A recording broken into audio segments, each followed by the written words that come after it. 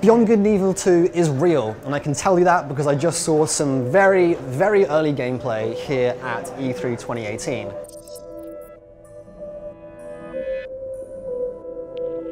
During a behind closed doors demo, some of the team showed me Ganesha City, a locale that's on the mystical planet of Soma.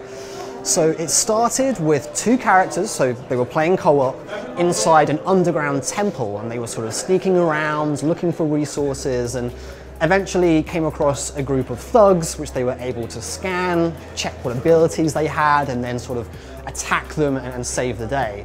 And then from there, they took us outside in order to see the larger city. Now, this is the one which they showed in the trailer last year.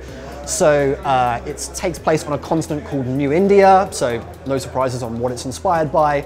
Lots of floating hover bikes and spaceships and cars, that sort of thing. And from there, they kind of showed us some aerial combat taking place just above the city.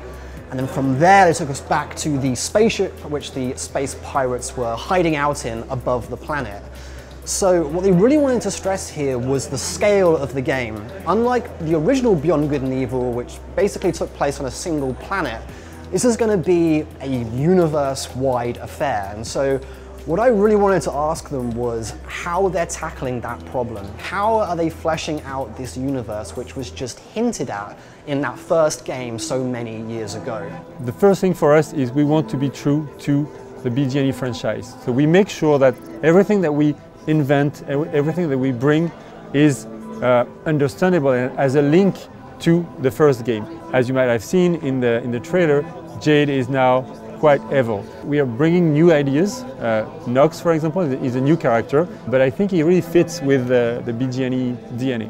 In Beyond Good and Evil 1, the game was happening in System 4. Beyond Good and Evil 2 is a prequel to that, and what we're building in this game is System 3. And because we now have the technology to make it a real solar system, you're going to be able to experience different planets. Today's demo is happening on Soma. We've got Ganesha City on this planet. On the other side of this planet, you've got a part that's completely hostile with meteorite showers, hitting the planet like on a regular basis. Even though I saw some gameplay today, it's very clear that this game is a long, long way off. And so I kind of commend the team for showing us a snippet of the game this early, and of course they needed to do that, because otherwise how are people going to know what kinds of art they should be producing for this universe? What is definitely clear is that this is one of Ubisoft's most ambitious RPGs to date. It'll be really interesting to see how this project develops over the next few years. For everything else happening here at E3 2018, keep checking out Engadget.com and youtube.com/Engadget.